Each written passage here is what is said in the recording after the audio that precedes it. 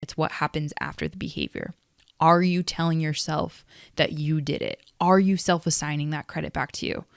How do you actually start to feel good enough? How do you actually start to build that self-belief and that self-worth? Hey everybody, this is Bianca. And this is Emilia. And welcome to another episode of Evolve Ventures, where we are helping growth-minded humans evolve by breaking one limiting belief at a time. We hope you enjoyed our last episode, 180, the best tools to overcome social anxiety.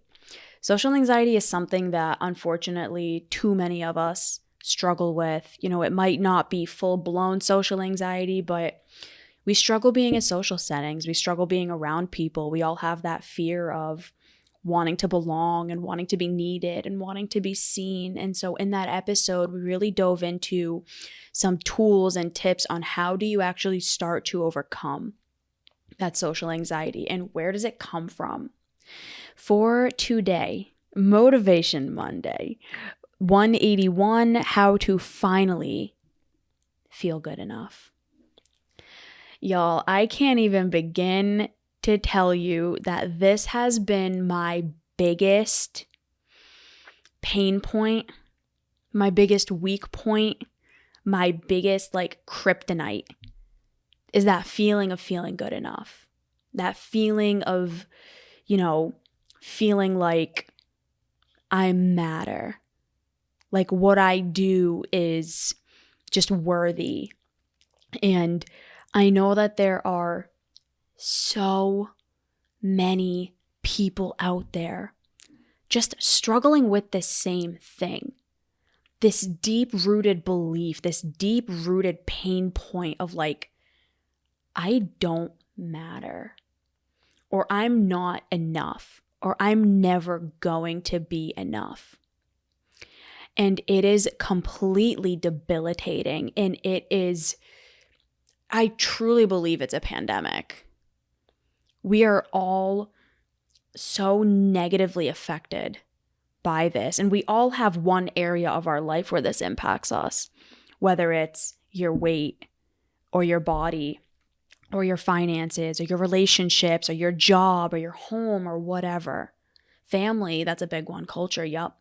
We all have one area where we have this, where we experience this, where we are going through this. And that is why on this Motivation Monday today, we want to help you guys to start breaking through this. How do you actually start to feel good enough? How do you actually start to build that self-belief and that self-worth? So by the end of this episode, this quick little 10-minute one, you are going to walk away with some simple steps and ideas on how to actually do this. All right. Happy Monday. How to finally feel good enough. So I will definitely put a disclosure here. I actually didn't even realize how much this was an epidemic until I met B. And B until you started being vulnerable in that. So I'm super grateful for your vulnerability and everything that you've taught me in this of what that actually really feels like, because it had helped me prior to B. So I really did not feel this way. And I never really identified as someone who didn't feel good enough, ever. If anything, I was just telling you an experience that I had. I felt too good for everyone. And I was telling B an example of when I was in school, everyone had braces and glasses. And I didn't understand it. And people were like, oh, you're too perfect. Your teeth are straight. You have perfect eyesight, 20/20 vision. You're too perfect. And I always got kind of that jab by everyone that had braces, that had glasses, so much to the extent where I remember, and I was sharing B before this episode, that I would go to Claire's, the store at the time, just to get glasses that were didn't have prescription, but just were see-through. And I would make a retainer out of a staple, and not staple, but it was paper clip. I remember getting the gold ones because I literally put it over my teeth, and me and my friend at the time, Rachel, we would make these just so that I could try to relate to everyone. And now I understand it's because everyone had braces and glasses, and really when you think about it, it was because they, as they were were not good enough, right? They had to have braces because their teeth were quote unquote messed up, or they had to have glasses because they couldn't see, right? All of these messages that so many people got told from a very young age that they were not good enough as they were. And I never really fully understood that until Be Your Vulnerability in this. So I want to put that disclosure out there that wasn't a lot of my experience. I was on the other end. But what I can say to this episode is I've helped a lot of people in my entire life, considering the end that I really developed, feel not only good enough, but really stretch into the potential that they always had within them. And I want to share in this episode to what Bianca promised in here.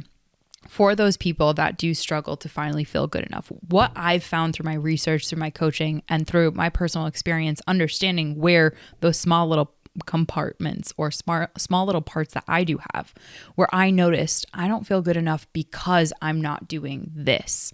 And that's what I want to share in this episode. So I'll speak from that frame. But I think even before we get to what I'll share in this episode and what I help clients do and what I've helped people do their entire lives is the before that. So what I call self-assigning, and I'll get into it. But before I get into that, I really want you to share with our listeners, like, how do people who really feel the way that you have felt so much, how do they start to attain that feeling of feeling good enough? So Emilia and I are going to talk about a two-step process. I'm going to say the first part. She's going to say the second. That's really where the value in this episode is going to come in. So follow along, y'all. I've talked about this on the show before, like a while ago.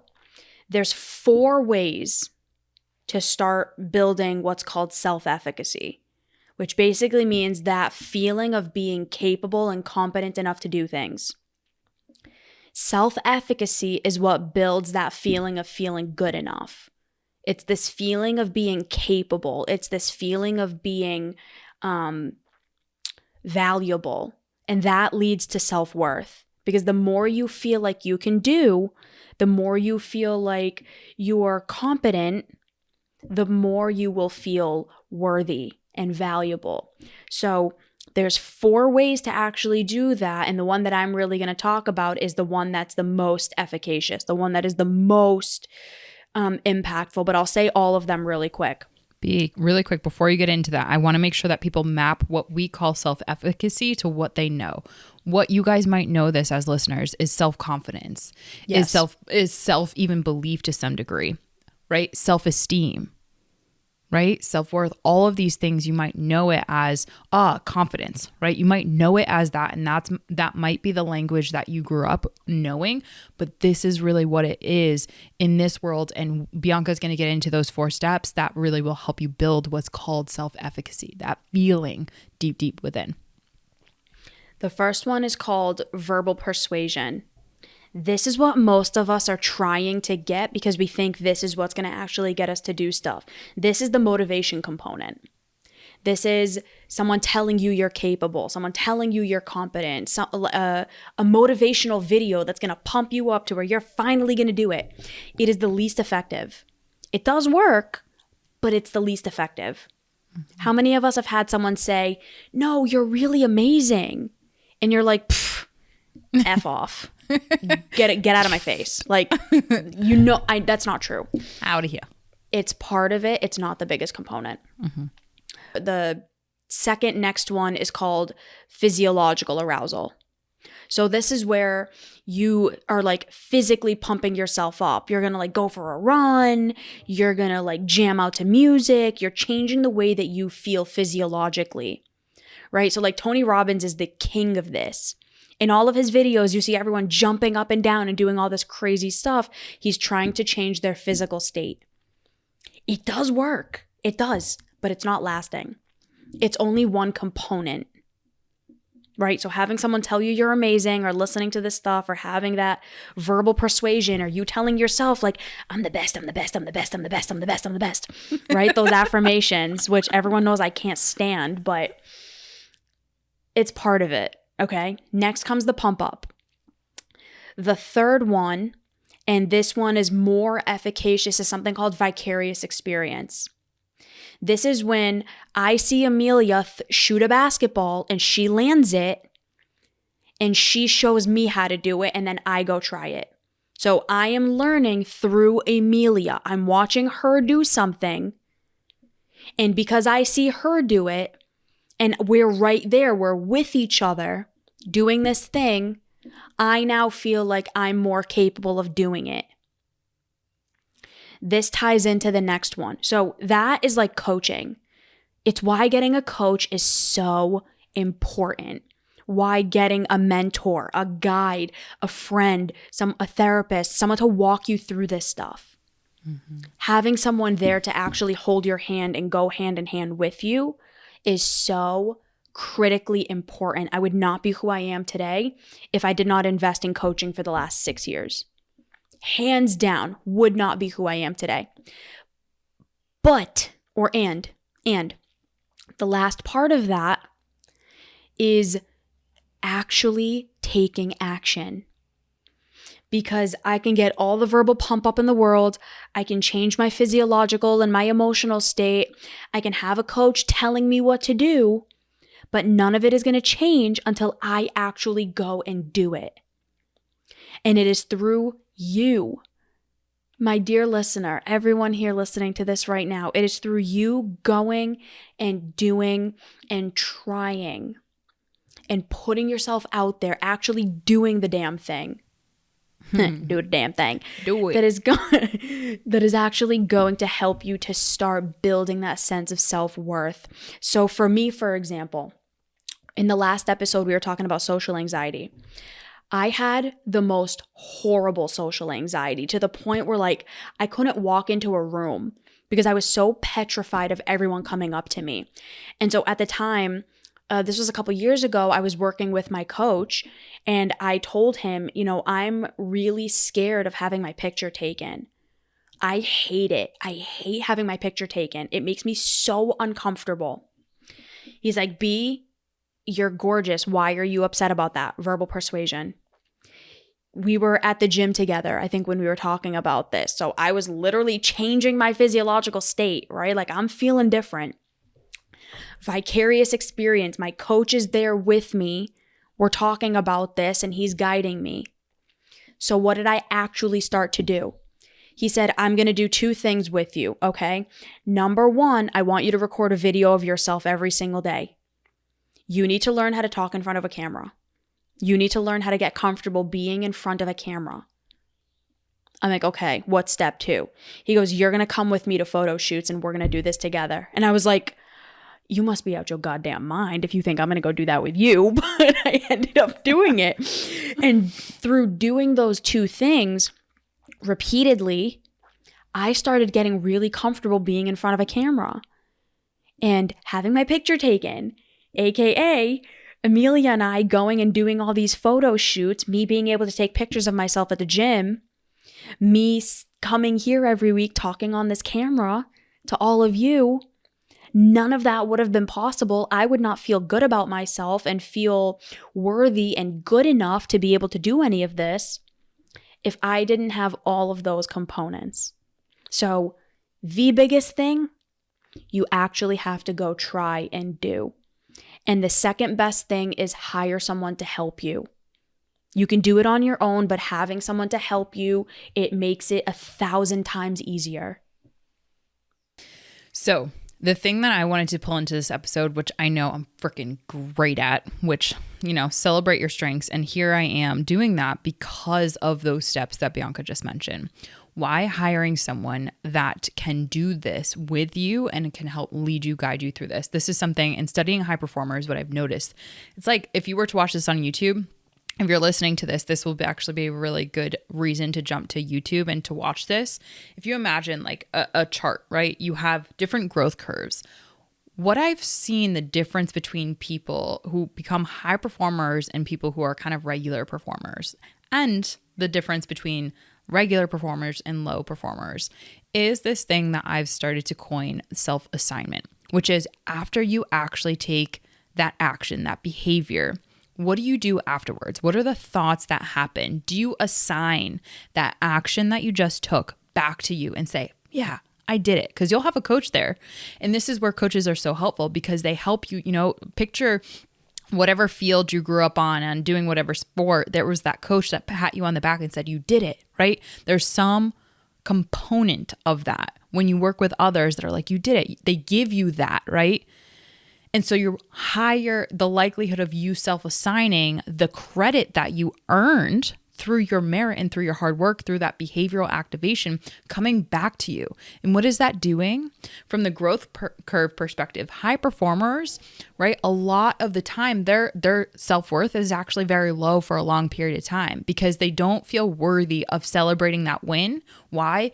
Because they're afraid of pumping up or not earning something, signing it back to them and feeling self-righteous, right? A lot of people, what I've noticed is they'll do stuff, but they're not self-assigning it back and saying, I did that.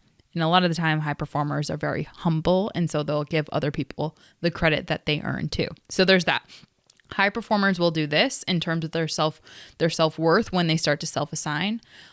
Average or low performers will actually do the work, but never assign it to themselves. And that growth curve, that doesn't really help to their momentum of really feeling good enough. Because when you can do something and then afterwards you do it, you can say, man, I really did this. Like you can have, seriously though, like you can have that one moment that's just like, I did this. It's kind of that verbal pat on the back that we all need. We start to develop this identity that believes in ourselves. And the only person that feels good enough is the person that gives themselves the credit. That is really what I found the big difference between that, right? So how to finally feel good enough, it's from my perspective, yes, everything that Bianca said. In addition, it's what happens after the behavior. Are you telling yourself that you did it? Are you self-assigning that credit back to you? Not the credit that you didn't do, right? If your team's out there like grinding on your behalf, you're like, yes, that's my credit, right? Like that's a totally different story and I'm not talking about that. But like really, truly, how to feel good enough and finally really feel that feeling. It starts by you being able to give yourself that credit. That's why we have wins lists. That's why there's systems that we have with our clients, our team, anyone that's around us, the feedback loop. It helps you to celebrate that win. And it's so, so important because that's what's going to build your self-efficacy, your self-esteem, your self-worth, your self-belief, all so that growth curve jumps up there. So that's huge. Well said, my friend. Episode suggestion? My episode suggestion is 143, Motivation Monday. Is your story holding you back? You? 41, self-belief. Oh my God. 41. Self-belief, where does it come from? Gooch. All right. Thank you so much to everyone for listening. We truly hope this episode was valuable, that it helped you. And we'll see you next time. Bye everyone. Everybody.